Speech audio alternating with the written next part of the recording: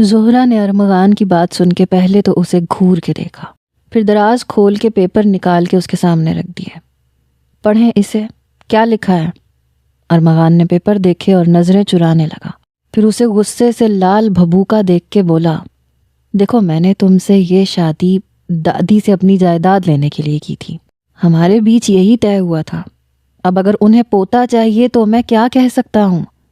وہ بار بار زہرا کو کنکھیوں سے دیکھتا اور کبھی نظریں چراتا۔ وہ تب کے بولی، لیکن کانٹریکٹ میں بچہ شامل نہیں تھا، ہمارے بیچ یہ طے ہوا تھا کہ آپ مجھ سے 2 گز کے فاصلے پہ رہیں گے۔ ارمغان کہنے لگا، ہاں مجھے یاد ہے، اور دیکھو پچھلے 3 مہینے سے میں تم سے 2 گز کے فاصلے پہ رہ کے ہی بات کرتا ہوں، کبھی قریب آنے کی کوشش نہیں کی، اور اگر تمہیں یاد ہو تو پیپر پہ بھی بہت واضح الفاظ میں لکھا ہوا ہے، تم دیکھو تو پوائنٹ نمبر 6 پڑھو، اس میں لکھا ہے کہ دادی کی جائیداد ملنے کے بعد ہی میں تمہیں چھوڑوں گا، اس سے پہلے نہیں، اور دادی مجھے جائیداد پوتے کی شکل دیکھ کے ہی دیں گی۔ اگر بات کانٹریکٹ پیپر کی ہے تو پھر تمہیں بھی پوائنٹ نمبر 6 پہ غور کرنا چاہیے، اس میں صاف لکھا ہے کہ دادی نے اگر کوئی چھوٹی موٹی اور شرط رکھی تو وہ پوری کرنے پہ تم اعتراض نہیں کرو گی۔ ارمغان نے ہچکچاتے ہوئے کہا۔ زہرا تو دونوں ہاتھ کمر پہ رکھ چکی تھی۔ کیا کہا آپ نے؟ زہرا کی آنکھیں ابلنے کی حد تک پھیلی۔ یہ چھوٹی موٹی شرط ہے۔ وہ غصے کے مارے بپھری پڑی تھی۔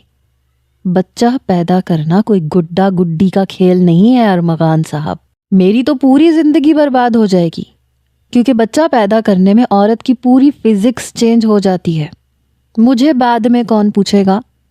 نہیں بھائی، ختم کریں یہ کانٹریکٹ، بس میرا اور آپ کا کانٹریکٹ یہیں تک تھا۔ میں نے آپ کی دادی کی اچھی خاصی خدمت کی ہے آپ کے کانٹریکٹ کے پوائنٹ نمبر 4 کے مطابق، مگر ایسی سخت جان عورت، بلکہ بڈھی عورت، میں نے اپنی زندگی میں نہیں دیکھی۔ اتنی خدمت کروانے کے بعد بھی 1 پائی مجھے انعام کے طور پہ بھی نہیں دی۔ زہرا رو دینے کو تھی۔ اور آپ نے کہا تھا دادی بہت دریا دل ہے، تم خدمت کرو گی تو 10-20 لاکھ تمہیں یوں ہی دے دیں گی۔ نہ مجھے آپ نے ایڈوانس میں کچھ دیا اور نہ ابھی تک میرے ہاتھ میں آنا دھیلا آیا، اور میں آپ کے اس محل جیسے گھر میں مفت کی نوکرانی بنی ہوئی ہوں۔ مجھے نہیں کرنا یہ بیوی ہونے کا ناٹک۔ کام کر کر کے میری آدھی جان ہلکان ہو گئی، اور آپ کی دادی کی فرمائشیں بڑھتی ہی چلی جا رہی ہیں۔ آپ اچھے سے جانتے ہیں کہ میں نے اپنے گھر والوں سے کیا کیا جھوٹ بولے ہیں، اس لیے نہیں کہ مجھے پیسے بھی نہ ملے۔ ارمغان نے اسے یوں بپھری شیرنی بنے دیکھا تو روم فریج سے پانی کی بوتل نکالی، پانی گلاس میں ڈال کے اسے دیا۔ یہ پیو اور کچھ ٹھنڈے دماغ سے سوچو، فائدہ صرف میرا نہیں ہے، تمہارا بھی ہے۔ دادی کی بات ماننے میں کوئی حرج بھی نہیں ہے۔ یہاں بچہ ہوا، وہاں دادی نے پیپر پہ سائن کر دینے ہیں، پھر میں کروڑ پتی ہو جاؤں گا اور تمہیں معاہدے سے ہٹ کے پورے 10 لاکھ اوپر دوں گا۔ ارمغان نے اسے پھر سے خواب دکھائے، مگر زہرا نے اس کے سامنے ہاتھ جوڑے۔ معاف کرو مجھے، اب میں تمہاری باتوں سے الو بننے والی نہیں ہوں، سمجھے نا؟ ہاتھ تو میں تمہیں کبھی بھی نہیں لگانے دوں گی۔ اگر تم نے کوئی بھی ہوشیاری کی تو یاد رکھنا، تمہاری دادی کے سامنے تمہارا کچا چھٹا کھول دوں گی، انہیں بتا دوں گی کہ تم نے مجھ سے کانٹریکٹ میرج کی ہے تاکہ دادی تمہیں ساری جائیداد دے دیں۔ یہ سن کے ارمغان گھبرایا۔ دیکھو میرا کچھ نہیں جائے گا، دادی کیا کریں گی؟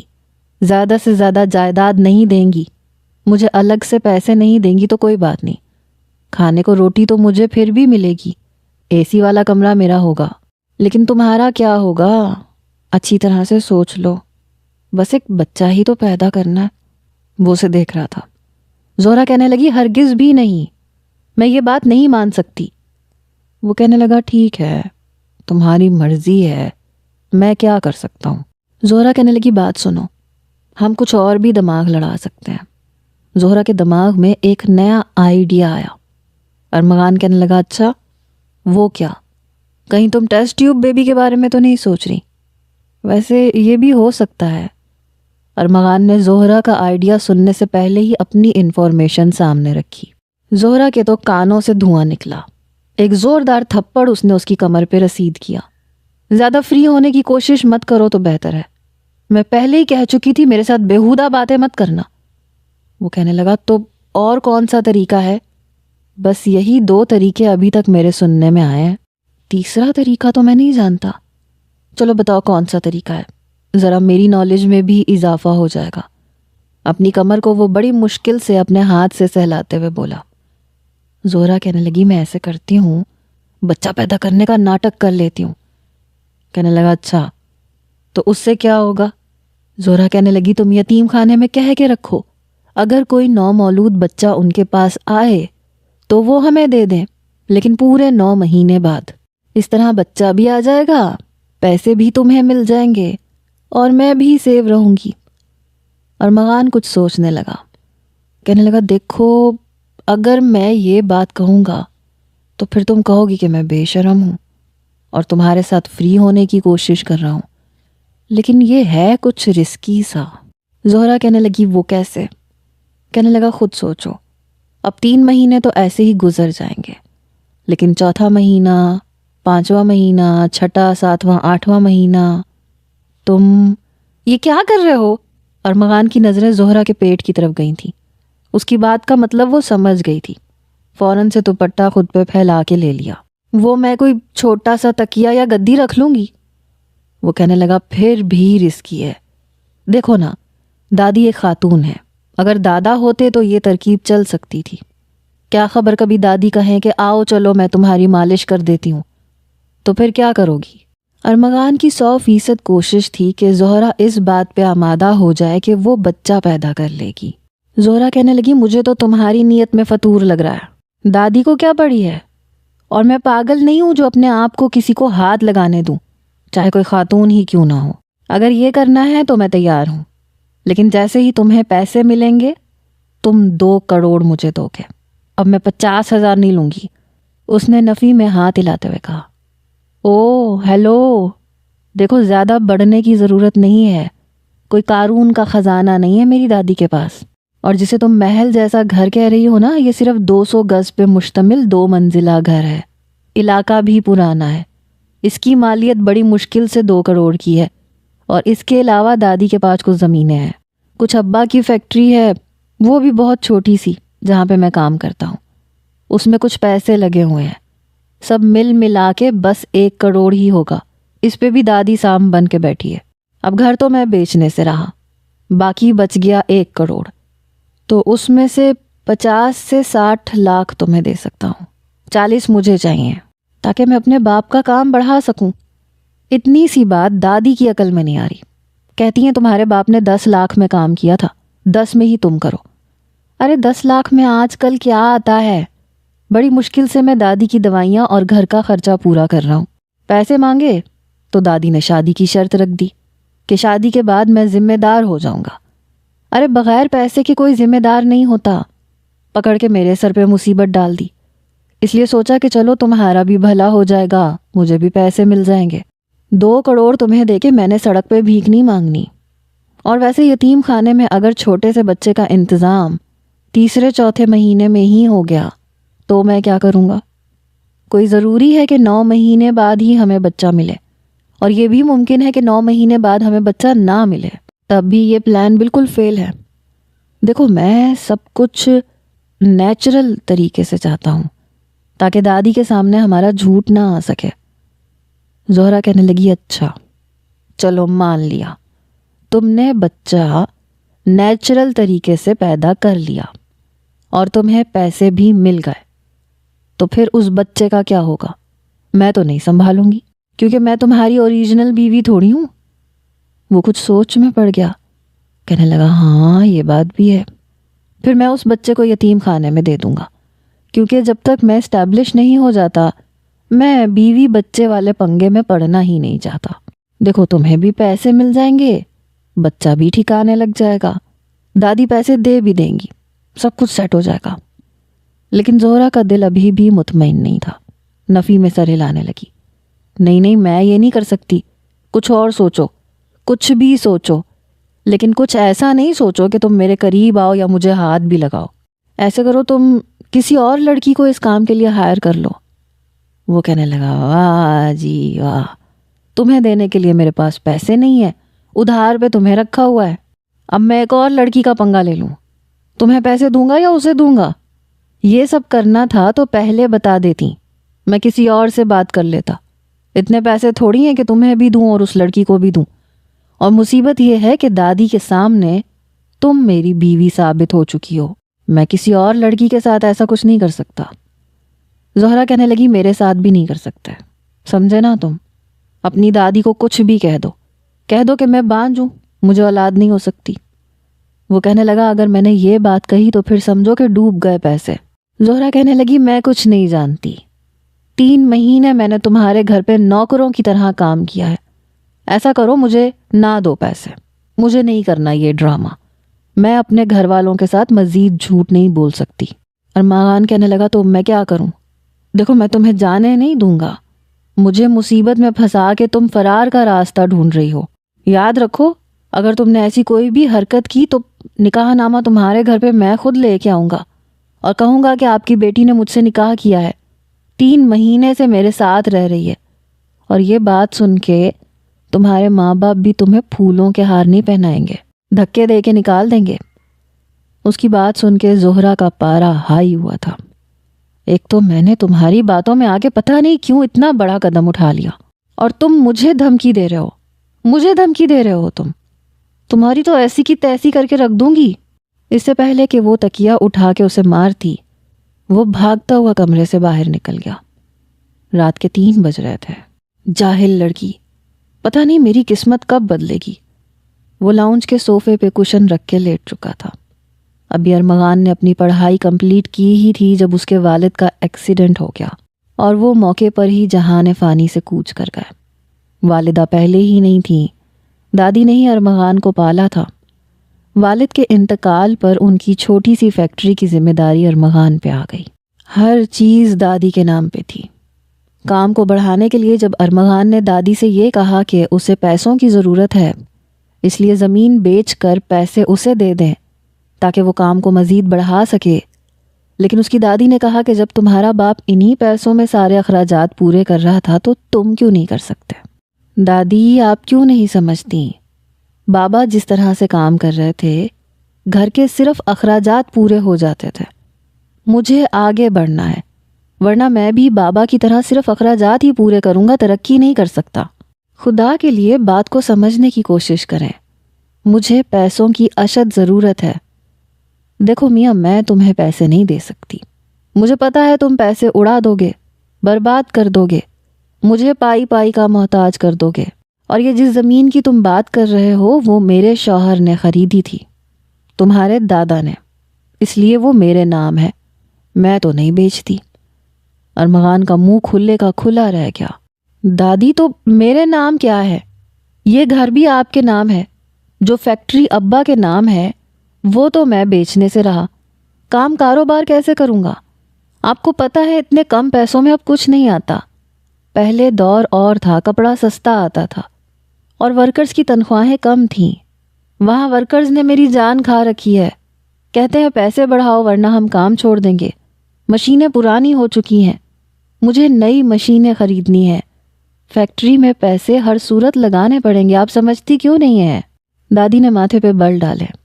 ہاتھ میں پکڑی ہوئی اپنی اسٹک کو دونوں ہاتھوں سے جما کے پکڑا. میاں میں سب کچھ جانتی ہوں، مجھے بے وقوف مت سمجھو کہ بڑھیا کی عمر 80 سے اوپر ہو گئی ہے تو اسے عقل نہیں ہے. تم بہانے بناؤ گے اور میں تمہیں پیسے دے دوں گی؟ ہرگز بھی نہیں. سچ تو یہ ہے کہ تم ذمہ داری پکڑنے کے لیے تیار ہی نہیں ہو. تم چاہتے ہو کہ بس افسر بن کر اے سی والے کمرے میں گھومنے والی کرسی پر بیٹھ کر سب کو آرڈر چلاؤ. ارے ورکرز کے پیچھے پیچھے کھڑے ہونا پڑتا ہے. میرے بیٹے نے بھی انہی پیسوں سے سب کچھ بنایا تھا، فیکٹری چلائی، کمایا، گھر بنایا. ارمغان کا جی چاہا کہ دیوار پہ جا کے اپنا سر دے مارے. دادی کو سمجھانا ایسے تھا جیسے بھینس کے آگے بین بجانا. ارمغان کہنے لگا کل کو اگر مشینیں خراب ہو گئیں تو ذمہ دار کون ہے؟ دادی کہنے لگی ارے ایسے کیسے ہو گئیں؟ جب پچھلے 25 سال سے مشینیں خراب نہیں ہوئیں تو اگلے 25 سال بھی خراب نہیں ہوں گی. میاں تمہاری نیت ہی نہیں ہے. تمہارا باپ بھی ایسا ہی تھا. سیدھا تب ہوا جب اس کی شادی ہوئی، جب وہ ذمہ دار ہوا، جب بچے کا بوجھ اس پہ پڑا، تب جا کے اس کے ہوش ٹھکانے آئے، تب جا کے اس نے ٹک کے کام کرنا شروع کیا۔ اگر تم چاہتے ہو نا کہ میں تمہیں پیسے دوں تو تم پہلے شادی کرو۔ ارمغان تو اپنی جگہ پہ اچھل کے رہ گیا۔ دادی شادی کہاں سے آ گئی بیچ میں؟ ارے میں کام کو بڑھانا چاہتا ہوں، اپنے حالات درست کرنا چاہتا ہوں، میں ابھی شادی جیسی مصیبت نہیں پالنا چاہتا۔ آپ کو سمجھ کیوں نہیں آ رہا؟ دادی کہنے لگیں تو پھر ٹھیک ہے، پیسے بھی نہیں ملیں گے، مجھے پتا ہے تم آوارہ گردیوں میں اڑا دو گے۔ ارمغان کا بس نہیں چل رہا تھا اپنے بال نوچنا شروع کر دے۔ دادی تھیں کہ سمجھنے کو تیار نہیں تھیں۔ کئی بار اسی بات کو لے کر کئی دفعہ دادی اور پوتے کی لڑائی اور جھگڑے ہونے لگے۔ جب بھی ارمغان کہتا کہ فیکٹری کے لیے پیسے چاہیے، دادی کہتی شادی کر لو۔ اب وہ پریشان تھا، شادی وہ یوں نہیں کرنا چاہتا تھا، کیونکہ دادی کہتی تھی کہ سادگی سے نکاح پڑھوا کے لڑکی لے آتے ہیں، اور وہ کہتا تھا کہ شادی ایک بار ہوتی ہے، میں تو پورے دھوم دھڑکے سے شادی کروں گا، اور اس کے لیے پیسوں کی ضرورت تھی جو کہ دادی تو لگانا ہی نہیں چاہتی تھی۔ اس لیے اس کے ایک دوست نے مشورہ دیا کہ کسی ایسی لڑکی کو دیکھو جو پیسوں کی ضرورت مند ہو، اور ضرورت کی وجہ سے تمہاری نقلی بیوی بن کر تمہاری دادی کے سامنے آ جائے۔ یہاں تمہاری شادی ہوگی، وہاں دادی جائیداد کا حصہ دیں گی، اور تم لڑکی کو کچھ لاکھ دے کے فارغ کر دینا، باقی کے پیسے اپنے کاروبار پہ لگا لینا۔ جب پیسے ٹھیک ٹھاک کما لو تو پھر دھوم دھام سے شادی کر لینا۔ ارمغان کو یہ مشورہ کافی معقول لگا تھا، لیکن اب لڑکی کہاں سے آتی؟ وہ اپنے دوست سلمان سے کہنے لگا، ایسا کر لڑکی بھی تو ارینج کر دے۔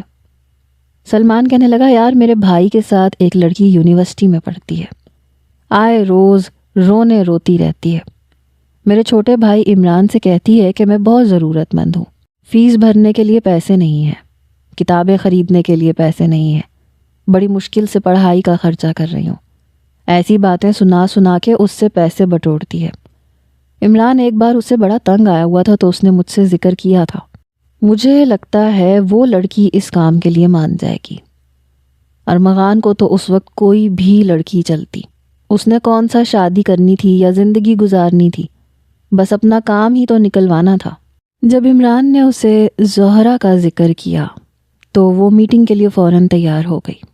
ایک ریسٹورنٹ میں عمران زہرہ کو لے کر گیا جہاں پہلے سے ارمغان موجود تھا۔ زہرہ کو دیکھ کے ارمغان نے اس سے اپنا مسئلہ بتایا۔ وہ کہنے لگی، مجھے پیسوں کی ضرورت تو ہے، لیکن میرے گھر والے کبھی بھی ایسے کام کے لیے نہیں مانیں گے۔ عمران کہنے لگا، ان کو بتانے کی کیا ضرورت ہے، کہہ دو کہ تمہیں دوسرے شہر میں نوکری مل رہی ہے، بس 2-3 مہینے کی تو بات ہے، اور ہو سکتا ہے کہ صرف 1-2 مہینے میں ہی کام ہو جائے۔ زہرہ سوچ میں پڑ گئی۔ اچھا پہلے یہ بتائیں کہ پیسے کتنے ملیں گے؟ ارمغان کہنے لگا، جیسے ہی میری دادی اپنا پلاٹ بیچ کے مجھے پیسے دیں گی میں تمہیں 20 یا 25 لاکھ دے دوں گا۔ زہرہ کہنے لگی، جی نہیں، میں پورے 50 لاکھ لوں گی۔ یہ سن کے ارمغان نے اسے پہلے غصے سے دیکھا۔ فی الحال تو کوئی ایسی لڑکی اس کی نظر میں نہیں تھی جو اس کام کے لیے تیار ہوتی۔ پھر وہ کہنے لگا، ٹھیک ہے دے دوں گا، لیکن سوچا اس نے یہی تھا کہ جب کام ہو جائے گا تو اس لڑکی کو 10-15 لاکھ روپے دے کے فارغ کر دے گا۔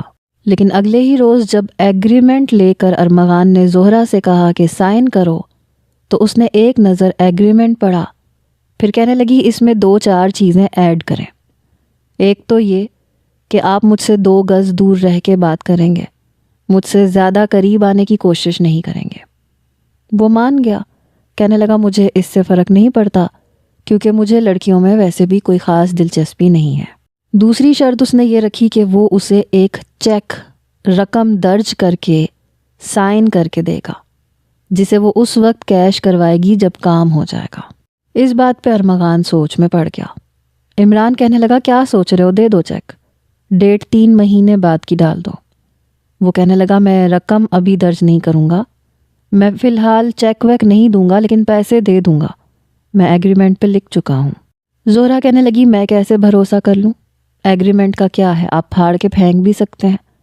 عمران کہنے لگا، اس کی کاپی میں اپنے پاس رکھوں گا، اور اگر اس نے کچھ بھی گڑبڑ کی تو ہم اس پہ کیس کر دیں گے۔ تب جا کے زہرہ کو کچھ تسلی ہوئی، لیکن ارمغان یہ بھی کہہ چکا تھا کہ اگر زہرہ اس کی دادی کی خدمت کرے گی تو وہ خوش ہو کر ہی اسے لاکھوں روپے دے دیں گی۔ یہ سن کے زہرہ کا جذبہ بڑھ گیا۔ بہرحال نقلی ماں باپ ارینج کیے گئے، کیونکہ زہرہ اپنی فیملی کو یہ بتا چکی تھی کہ اسے دوسرے شہر میں اچھی نوکری مل گئی ہے۔ کسی نے اعتراض اس لیے نہیں کیا کیونکہ پتہ تھا کہ نوکری کرے گی تو پیسے ملیں گے، اور ارمغان یہ بھی کہہ چکا تھا کہ وہ اسے ہر مہینے 30,000 دے گا جو وہ اپنے گھر والوں کو بھیجے گی، تاکہ انہیں لگے کہ زہرہ واقعی جاب کر رہی ہے۔ زہرہ مان گئی تھی۔ اس نے اپنے گھر والوں سے یہی کہا کہ وہ دوسرے شہر میں جا رہی ہے، وہاں اسے کمپنی کی طرف سے رہائش بھی مل رہی ہے جہاں اور بھی بہت سی لڑکیاں ہیں۔ گھر والوں نے اجازت دے دی۔ نقلی ماں باپ کا ارینج بھی عمران نے ہی کروایا تھا۔ ارمغان نے اپنی دادی سے کہا کہ اسے لڑکی پسند ہے۔ دادی بھی اس بات پہ راضی تھی۔ جب وہ زہرہ کو دیکھنے گئیں تو دوپٹہ پہنے، نظریں جھکائے، بہت شریف لڑکی بن کے دکھا رہی تھی۔ اس کے نقلی ماں باپ نے بھی زہرہ کی تعریفیں کرنے میں کوئی کسر نہیں چھوڑی۔ دادی نے کہا کہ نکاح سادگی سے کروں گی، تو ان لوگوں کو اس بات پہ بھی کوئی اعتراض نہیں تھا۔ 1 ہفتے میں دونوں کا نکاح ہو چکا تھا۔ زہرہ کو اس کی دادی نے زیادہ قیمتی جوڑا تک نہیں پہنایا تھا، ہلکا پھلکا سا فینسی جوڑا تھا۔ جب وہ دلہن بن کر ارمغان کے کمرے میں آئی تو اس کے کمرے میں ہی ایک چھوٹا سا کمرہ تھا۔ ارمغان کہنے لگا کہ وہاں پہ تم رہ سکتی ہو، وہ میرا اسٹڈی روم ہے۔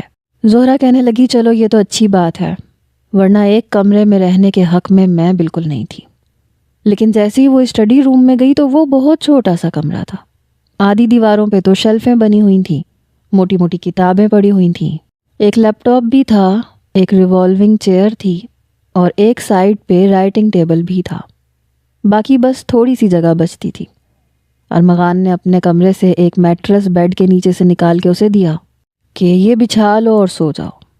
وہ بھی میٹرس وہ دادی سے چھپ کے گھر کے اندر لا کے اپنے کمرے کے بیڈ کے نیچے چھپا چکا تھا تاکہ دادی کو شک نہ ہو جائے، کیونکہ دادی اس کی سوچ سے زیادہ چالاک تھی۔ بہرحال وہ کہنے لگی کہ میں اس فینسی جوڑے میں تو نہیں سو سکتی، مجھے کپڑے چاہیے۔ تب جا کے ارمغان کے ہوش ٹھکانے آئے، کیونکہ اس نے تو اس کے لیے کوئی کپڑے نہیں خریدے تھے۔ کہنے لگا ابھی تو تم میرے نائٹ سوٹ میں سو جاؤ، میں کوشش کر کے صبح صبح تمہیں کپڑے لا دوں گا۔ میرے پاس تو ابھی کوئی کپڑے نہیں ہیں، اور دادی کافی ہیلدی ہیں، ان کے کپڑے تمہیں پورے نہیں آئیں گے، تمہارے جیسی اس میں 3 آ جائیں گی۔ زہرہ کہنے لگی یہ کیا بات ہوئی، آپ کو میری ضروریات کا خیال رکھنا چاہیے تھا۔ وہ کہنے لگا تو تم کون سا میری بیوی ہو، مجھے کیا پتا تھا کہ کپڑے بھی دینے پڑ جائیں گے، تم اپنے گھر سے کم از کم کچھ کپڑے تو لے کے آتی۔ کہنے لگی مجھے کیا پتا تھا کہ آپ اتنے کنجوس نکلیں گے۔ وہ کہنے لگا میں کل تمہارے لیے 5-6 جوڑے لے آؤں گا۔ فی الحال تو اس کی اپنی جیب میں اتنے پیسے نہیں تھے۔ اس نے ارمغان کی الماری کھولی، وہاں سے اس کا نائٹ سوٹ نکالا اور اپنے کمرے میں چلی گئی۔ کپڑے تبدیل کر کے میٹرس پہ لیٹ گئی۔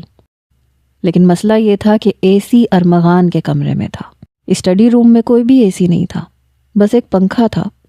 گرمیوں کا موسم تھا، اس لیے اس چھوٹے سے بند کمرے میں زہرہ کو گرمی لگ رہی تھی۔ آدھے گھنٹے بعد ہی جب وہ کمرے سے باہر آئی تو دیکھا کہ ارمغان کے کمرے کی لائٹ بند تھی۔ اسے لگا کہ وہ سو چکا ہوگا۔ ویسے بھی اسٹڈی روم کمرے کے اندر کچھ اس طرح سے بنا ہوا تھا کہ کمرے کے ایک طرف چھوٹی سی راہداری تھی، جس کی ایک جانب واش روم تھا اور دوسری جانب اسٹڈی روم، اور اسٹڈی روم سے باہر نکلتے سامنے واش روم کا دروازہ تھا۔ کمرے میں بیڈ پہ لیٹا نفوس نظر نہیں آتا تھا۔ اس نے سوچا کہ اسے نہانا چاہیے۔ اپنے بالوں کا کیچر وہ ویسے بھی اتار کے کمرے میں رکھ چکی تھی، اس لیے جیسے ہی دروازہ کھولا، سامنے کا منظر دیکھ کے ہوش اڑے۔ فوراً سے زہرہ نے دونوں ہاتھوں سے اپنا چہرہ چھپایا۔ میں نے کچھ نہیں دیکھا، وہ جلدی سے بولی۔ اوہ یو! باقی کی گالی ارمغان کے منہ میں رہ گئی۔ واش روم کا دروازہ اس نے دھاڑ سے بند کیا۔ زہرہ نے دروازہ بند ہونے کی آواز پہ اپنا رکا ہوا سانس بحال کیا اور اسٹڈی روم میں جا کے دروازہ بند کر دیا۔ کیا مصیبت ہے، میں انہی باتوں کی وجہ سے گھبراتی تھی۔ اگر پیسوں کی ضرورت نہ ہوتی تو کبھی بھی اتنا بڑا رسک نہ لیتی۔ جیسے ہی ارمغان نہا کر اپنا نائٹ سوٹ پہن کر باہر آیا تو زہرہ کے کمرے کے دروازے پہ دستک دی۔ اے لڑکی، یہ کیا بدتمیزی تھی جو تم نے تھوڑی دیر پہلے کی ہے؟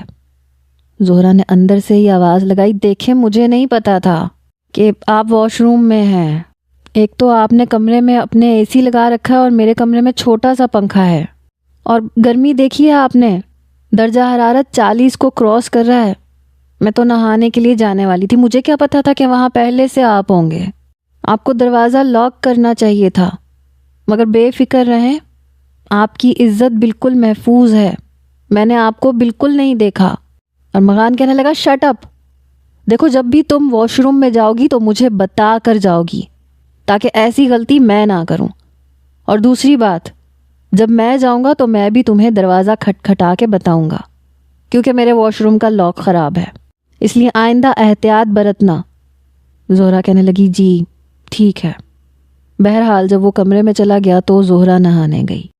صبح 10 بجے اس کی آنکھ ارمغان کے دروازہ کھٹکھٹانے پہ کھلی. اٹھ کے اس نے دروازہ کھولا. وہ کہنے لگا کہ نہا کے باہر نکلنا اور رات والا فینسی جوڑا ہی پہن لینا، میں مارکیٹ جا رہا ہوں تمہارے کپڑے خریدنے. وہ کہنے لگی، نہا کے کیوں جاؤں، رات کو تو نہائی تھی، میرا ایسا کوئی موڈ نہیں ہے. ارمغان کہنے لگا، تمہارا موڈ گیا بھاڑ میں، میری دادی بہت چالاک ہیں اور میں نہیں چاہتا کہ انہیں ذرا سا بھی شک ہو.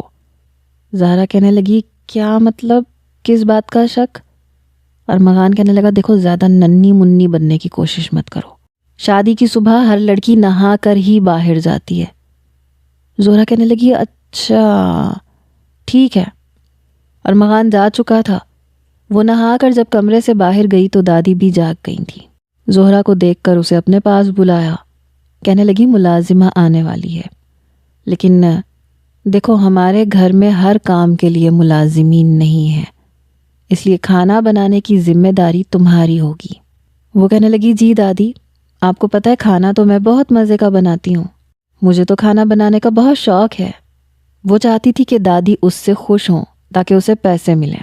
اس کی دادی کہنے لگی کہ یہ تو بہت اچھی بات ہے، اب دیکھو ہنی مون پہ جانے کا پروگرام بنانے کی ضرورت نہیں ہے، میں نہیں چاہتی کہ ارمغان فضول میں پیسے اڑاتا پھرے. وہ کہنے لگی، آپ فکر نہ کریں، مجھے ویسے بھی گھومنے پھرنے کا کوئی شوق نہیں ہے. انسان شادی اس لیے تھوڑی کرتا ہے کہ گھومے پھرے، شادی تو ذمہ داری کا نام ہے. میں نے تو ارمغان سے کہا تھا کہ آپ کو کوئی ضرورت نہیں ہے ولیمہ کرنے کی، ہم نیت کر کے دادی اماں کے ساتھ ہی کھانا کھا لیں گے، بس ہو گیا ولیمہ، اتنا پیسہ ضائع کرنے کی کیا ضرورت ہے. اور کل سے آپ دیکھیے گا میں کیسے ارمغان کو فیکٹری بھیجتی ہوں. زہرا کی بات سن کر تو دادی کے ماتھے کے بل سیدھے ہوئے. وہ مسکرانے لگی. یہی تو وہ چاہتی تھی کہ کوئی ایسی لڑکی آئے جو ارمغان کو ذمہ دار بنا دے. اور زہرا کو ارمغان پہلے ہی سمجھا چکا تھا کہ اسے بس دادی کا دل جیتنا ہے ہر حال میں، تاکہ دادی اپنی زمین بیچ کر پیسے ارمغان کو دے. جب تک ارمغان زہرا کے لیے کپڑے لے آیا وہ دادی کے ساتھ اچھا خاصا گھل مل چکی تھی. دادی تو پہلے ہی دن زہرا کی تعریفوں کے پل باندھنے لگی کہ تم نے بڑی سمجھدار لڑکی سے شادی کی ہے. ارمغان بھی خوش تھا کہ لڑکی اداکاری بہت اچھی کر رہی ہے. لیکن مسئلہ اس وقت شروع ہوا جب شادی کو 1 ہفتہ ہو گیا، لیکن ارمغان ایک بار بھی کھانا کھاتے ہوئے بھی زہرا کے برابر والی کرسی پہ نہیں بیٹھتا تھا، ہمیشہ اس کے سامنے والی کرسی پہ بیٹھتا تھا. دادی کہنے لگی، یہ تم دونوں مجھے میاں بیوی نہیں لگتے. یہ سننا تھا کہ سب سے پہلے اچھو ارمغان کو لگا. وہ بری طرح سے کھانسا. زہرا کا بھی منہ میں جاتا نوالا جاتے جاتے رکا. نہیں دادی، ایسی تو کوئی بات نہیں ہے. ارمغان نے پانی کا گھونٹ پی کے گلا صاف کر کے کہا، تو پھر ایک ساتھ بیٹھ کے کھانا کیوں نہیں کھاتے؟ میں نے ابھی تک تم دونوں کو ایک ساتھ بیٹھے باتیں کرتے کبھی نہیں دیکھا. ارمغان کہنے لگا، میں فیکٹری جاتا ہوں، واپس آتا ہوں، کھانا کھا کے اپنے کام میں مصروف ہو جاتا ہوں، پھر کمرے میں ہم ایک دوسرے کے ساتھ بیٹھتے ہیں، باتیں کرتے ہیں. کیوں زہرا؟ اس نے زہرا کو زبردستی چہرے پہ مسکراہٹ لاتے ہوئے کہا. وہ بھی مسکرانے لگی. ارے ہاں دادی، آپ کو پتہ ہے رات کو تو ارمغان مجھے سونے ہی نہیں دیتے، اتنی باتیں کرتے ہیں، ہنس ہنس کے میرے پیٹ میں درد ہونے لگتا ہے. وہ آپ کے سامنے شرماتے ہیں. زہرا کے بھی جو منہ میں آیا وہ کہنے لگی. دادی کہنے لگی، بس بھی کر دو، نظر آتا ہے مجھے تو لگتا ہے جیسے تم دونوں ایک دوسرے کے لیے اجنبی ہو. میں نے کبھی نہیں دیکھا کہ تم لوگوں نے ایک دوسرے کا ہاتھ بھی کبھی پکڑا ہو. ارے میں نے بھی عمر گزاری ہے. شادی شدہ لوگوں کا اٹھنا بیٹھنا ہی الگ ہوتا ہے. تم لوگ تو ایک دوسرے سے یوں بے تکلفی برتتے ہو جیسے کوئی رشتہ ہی نہ ہو. ایسی بھی کیا شرم. اور میں اپنے پوتے کو جانتی ہوں یہ کتنا شرمیلا ہے. زہرا سے کہنے لگی اور تم بھی اتنی شرمیلی تو نہیں ہو. ارمغان کہنے لگا آپ کو غلط لگ رہا ہے دادی. میں بیٹھ جاتا ہوں زہرا کے پاس. دادی کہنے لگی بس بھی کر دو. میرے کہنے سے ہی تمہیں زہرا کے پاس بیٹھنا یاد آیا. سچ سچ بتاؤ کوئی لڑائی ہوئی ہے تم دونوں کی؟ یہ سن کے زہرا نے ماتھے پہ بل ڈالے. اب کیا بتاؤں آپ کو دادی، کب سے ان سے کہہ رہی ہوں کہ مجھے اور دادی کو کسی ہوٹل میں کھانا کھلا دے، لیکن یہ کہہ رہے ہیں کہ نہیں، مجھے اپنی ذمہ داریاں نبھانی ہے، کاروبار کو اٹھانا ہے. بس اگر آپ انہیں کچھ پیسے دے دیں تو ان کے مسائل کچھ حل ہو جائیں. دادی کہنے لگی ارے ایسے کیسے دے دوں، پہلے میں اچھی طرح دیکھ تو لوں، پرکھ تو لوں یہ ذمہ داری نبھانے کے قابل ہوا ہے یا نہیں. یہ سن کے زہرا کا چہرہ بجھ کے رہ گیا. باقی رہ گئی کھانے کی بات، تو کل ہم لوگ ہوٹل میں کھانا کھانے جائیں گے، میں بھی تم لوگوں کے ساتھ ہی جاؤں گی. بڑی مشکل سے بات رفع دفع ہوئی. کمرے میں آتے ہی ارمغان زہرا پہ شروع ہو چکا تھا. میں تمہیں پہلے ہی کہہ رہا تھا اگر میری دادی کو ذرا بھی شک ہوا تو میں تمہیں نہیں چھوڑوں گا. وہ اسے آنکھیں دکھاتے ہوئے کہہ رہا تھا. زہرا کہنے لگی تو میں کیا کروں؟ میں نے تو ایسا کچھ نہیں کہا، نہ میں نے ایسا کچھ کیا ہے. تمہاری جو دادی ہے نا بہت چالاک ہے. ارے بھائی ہمیں ایک ساتھ بٹھا کے انہوں نے کیا کرنا ہے؟ وہ کہنے لگا دیکھو میں نہیں چاہتا کہ میرا بنا بنایا کھیل فلاپ ہو جائے، اس لیے کل سے شرافت سے میری برابر والی کرسی پہ بیٹھ جانا. باقی یہ جو 2 میل والا فاصلہ ہے نا یہ کمرے میں بھی رکھ سکتے ہیں ہم. وہ کہنے لگی اچھا ٹھیک ہے، لیکن دیکھو کرسی بہت زیادہ جوڑ کے مت بیٹھنا. ارمغان کہنے لگا تم میرا بنا بنایا کھیل بگاڑنے کی کوشش مت کرنا. جب تک دادی مجھے وہ پلاٹ بیچ کے پیسے نہیں دے دیتی تب تک، اس کے بعد میں ویسے ہی تمہیں ہمیشہ کے لیے دفع کر دوں گا. اگلے روز ارمغان زہرا کے پاس ہی بیٹھا تھا، یہاں تک کہ پلیٹ میں کھانا بھی زہرا نے ڈال کے دیا، ساتھ میں اسے مسکرا کے دیکھ رہی تھی. دادی کہنے لگی یہ تم لوگ الگ الگ پلیٹ میں کیوں کھاتے ہو؟ چلو ایک ہی پلیٹ میں کھاؤ. جب تمہارے دادا جان زندہ تھے میں نے ہمیشہ ایک پلیٹ میں ان کے ساتھ کھانا کھایا تھا، اور جب تک تمہاری ماں زندہ تھی اس نے بھی تمہارے ابا کے ساتھ ایک ہی پلیٹ میں کھانا کھایا تھا.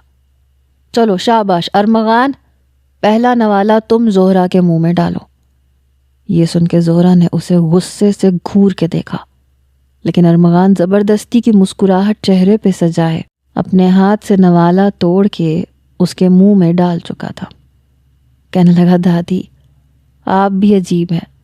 ارے میں نے کبھی زندگی میں کسی کے ساتھ ایک پلیٹ میں کھانا نہیں کھایا، اس لیے عادت نہیں ہے، آہستہ آہستہ ڈل جائے گی. دادی کہنے لگی ایسے کیسے ڈلے گی، میں ڈلواؤں گی تو ڈلے گی نا. ایک بار جیسے ہی ارمغان اپنی فیکٹری سے واپس آیا تو زہرا نے اس کا بیگ اس کے ہاتھ سے پکڑا. لائے مجھے دے میں رکھ دیتی ہوں. وہ دادی کو دکھانا چاہتی تھی کہ ان کے بیچ بڑی بے تکلفی ہے. وہ مسکرانے لگا ہاں رکھ دو. دادی کہنے لگی آتے ہی بیوی کے ساتھ معانقہ کرتے ہیں.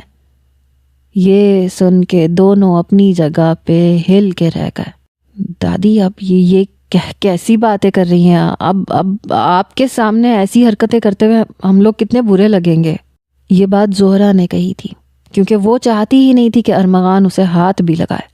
بے شک وہ پیسوں کی خاطر اس بات کے لیے راضی ہو گئی تھی لیکن بہت محتاط رہتی تھی. دادی کہنے لگی ارے تم لوگ میرے بچے ہو، مجھ سے کیا شرمانا. ارے چلو شاباش ارمغان ساتھ لگاؤ زہرا کو. ارمغان کے اپنے دل کی حالت عجیب ہو رہی تھی. آج تک کبھی کسی لڑکی سے ہاتھ تک نہیں ملایا تھا اور اب سیدھا گلے لگانا بڑا مشکل کام لگ رہا تھا.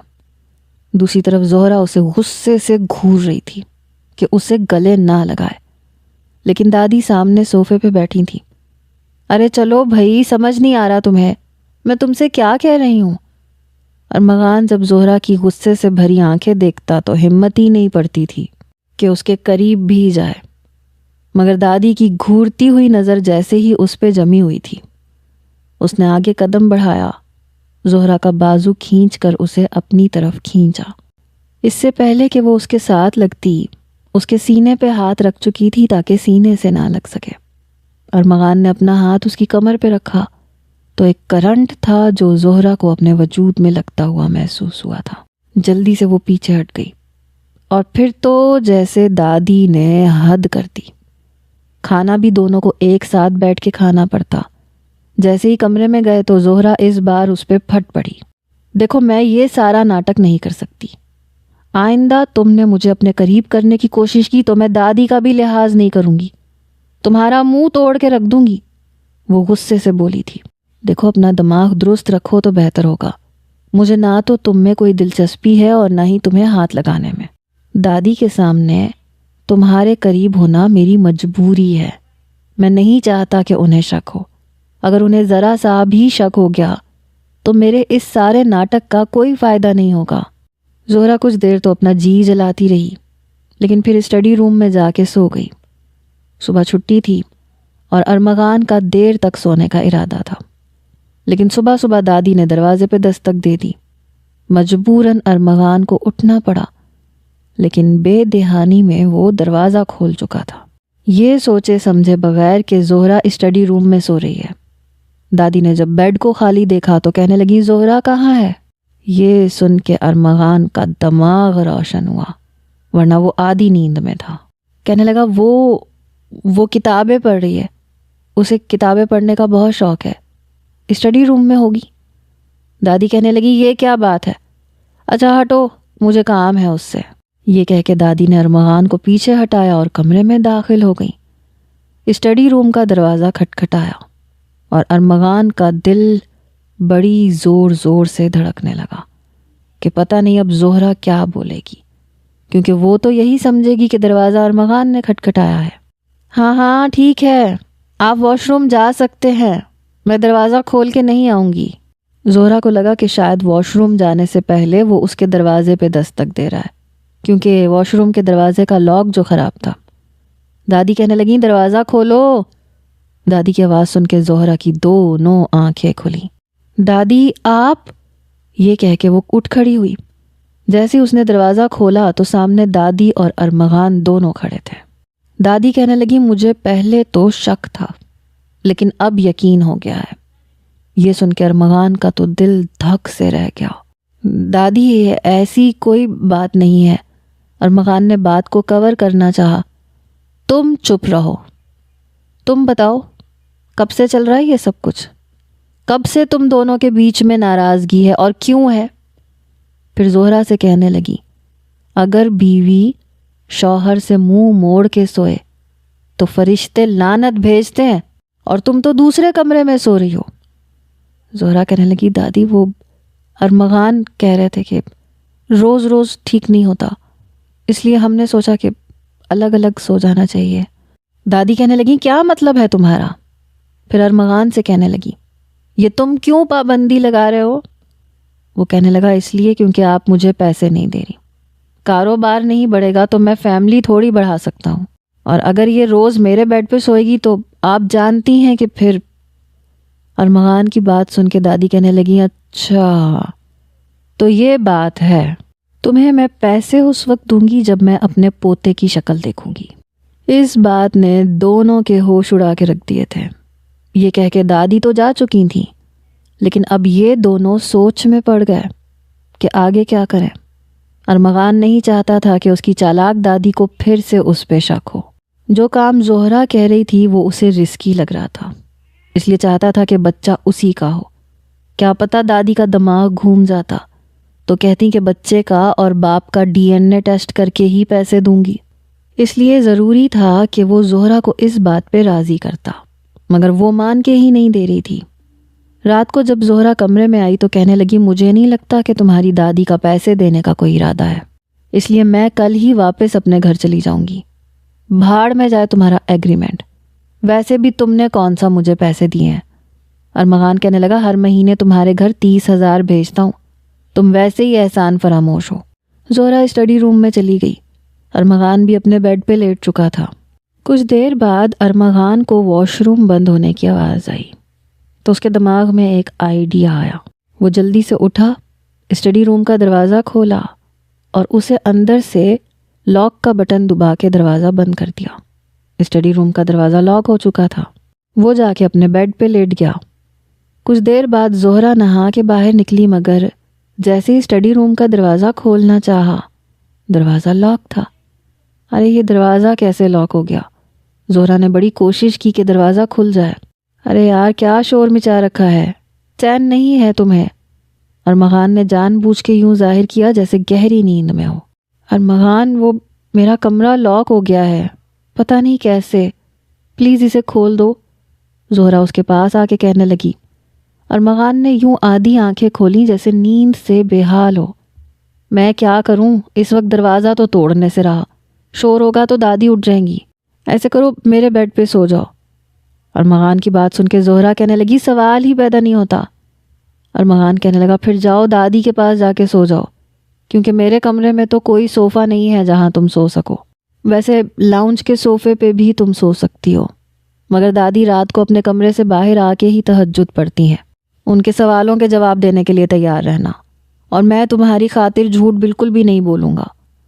ارمغان کی بات سن کے کہنے لگی تم مجھے چابی ڈھونڈ کے دو نا اسٹڈی روم کی۔ ارمغان کہنے لگا خود ڈھونڈ لو۔ یہ کہہ کے کروٹ بدل کے کمفرٹر لے کے سو چکا تھا۔ کافی دیر زہرا کمرے میں ٹہلتی رہی، چابی بھی ڈھونڈتی رہی، مگر جب کوئی حل نظر نہیں آیا تو بیڈ کے دوسری جانب لیٹ گئی، مگر سردی لگ رہی تھی، کمرے میں اے سی چل رہا تھا اور وہ بھی 16 پہ، اور کمفرٹر ایک ہی تھا جسے ارمغان لے کے سو رہا تھا۔ سنو اے سی بند کرو، میں نہا کے آئی ہوں، مجھے سردی لگ رہی ہے۔ ارمغان کہنے لگا مجھے 16 پر اے سی رکھ کے نیند آتی ہے، تم یہ کمفرٹر شیئر کر سکتی ہو۔ اس نے آدھا کمفرٹر زہرا کی طرف بڑھایا۔ زہرا نے کمفرٹر خود پہ لے لیا، کچھ دیر میں سو بھی گئی۔ جب ارمغان نے دیکھا کہ وہ سو چکی ہے تو کمفرٹر اس کے اوپر سے اتار کے خود پہ لپیٹ لیا اور آنکھیں بند کر لیں۔ زہرا کو سردی لگنے لگی، وہ نیند میں ہی کمفرٹر ڈھونڈتے ہوئے ارمغان کے قریب آ چکی تھی، کمفرٹر کھینچ کے لے چکی تھی۔ تبھی ارمغان نے اس کا چہرہ بڑے غور سے دیکھا۔ لڑکی خوبصورت تھی اور اس وقت قریب بھی تھی۔ اپنے بہکتے جذبات کو اس نے روکا نہیں تھا، اسے اپنے حصار میں لے چکا تھا۔ زہرا کی آنکھ کھلی مگر تب تک ارمغان بے خودی میں آگے بڑھ چکا تھا۔ یہ کیا کر رہے ہو تم؟ چھوڑو مجھے، تنگ مت کرو مجھے، سمجھے؟ بیوی ہو تم میری، میں جو کچھ کر رہا ہوں میرا حق ہے، خمار آلود لہجے میں کہہ کے وہ زہرا کے ہوش اڑا چکا تھا۔ جھوٹے مکار، چھوڑو مجھے، تم نے جان بوجھ کے کمرہ لاک کیا ہے، اب مجھے سمجھ میں آیا، تاکہ تم یہ سب میرے ساتھ کر سکو، تمہیں اپنا بچہ جو چاہیے۔ زہرا اس کی چال کو سمجھ چکی تھی۔ ویری گڈ، بہت جلدی سمجھ میں آ گیا تمہیں کہ میں کیا چاہتا ہوں۔ ارمغان مجھے چھوڑو ورنہ بہت پچھتاؤ گے۔ زہرا اپنا آپ چھڑوا رہی تھی۔ بات کی تو بعد میں دیکھیں گے، فی الحال تو مجھے دادی کی شرط پوری کرنی ہے۔ وہ مکمل طور پہ اس پہ حاوی ہو چکا تھا۔ زہرا کا احتجاج بھی کام نہیں آیا، مگر پہلی بار دل بھی عجیب لے میں دھڑکا تھا۔ پہلے دادی کی شرط پہ ہی اس بارے میں سوچا تھا، مگر اب جیسے جیسے وہ زہرا کے قریب ہو رہا تھا وہ اس میں کھونے لگا۔ اب کچھ اچھا سا لگنے لگا تھا، اس لیے اپنا حق لینے کے بعد بھی اسے چھوڑنے کا دل نہیں چاہ رہا تھا۔ اپنے پہلو سے لگائے وہ سو چکا تھا۔ چھوڑو مجھے، آئی ہیٹ یو۔ زہرا احتجاج کر کر کے تھک چکی تھی، اس لیے خود بھی سو چکی تھی۔ صبح سب سے پہلے ارمغان کی آنکھ کھلی۔ زہرا کے بکھرے حلیے نے پھر سے پاگل کرنا شروع کیا، مگر اس سے پہلے اسے پھر سے تنگ کرتا اس کی آنکھ کھل گئی۔ کمینے، جھوٹے مکار، دھوکے باز، چھوڑو میرا۔ وہ اٹھتے ہی جنگلی بلی بنی۔ ارمغان اسے چھوڑ چکا تھا۔ وہ ساتھ ساتھ رو رہی تھی، ساتھ ساتھ اسے برا بھلا کہہ رہی تھی، مگر ارمغان اس کی بات پہ کان ہی نہیں دھر رہا تھا۔ وہ نہا کے تیار ہو کے فیکٹری جا چکا تھا۔ زہرا نے اپنا سامان پیک کیا اور دادی کو بتائے بنا اپنے گھر چلی گئی۔ گھر والوں سے کہا کہ نوکری چھوٹ گئی ہے۔ اپنے اس فیصلے پہ افسوس ہو رہا تھا، ایسی بات ماننی ہی نہیں چاہیے تھی۔ مرد کہاں عورت کو بخشتا ہے، چاہے جتنا مرضی شریف بننے کی کوشش کرے۔ ارمغان گھر آیا تو دادی غصہ کرنے لگیں کہ تم نے کیا کیا ہے زہرا کو کہ وہ گھر چھوڑ کے چلی گئی ہے۔ یہ سننا تھا کہ وہ دادی کو ساتھ لے کے اس کے گھر پہنچ گیا۔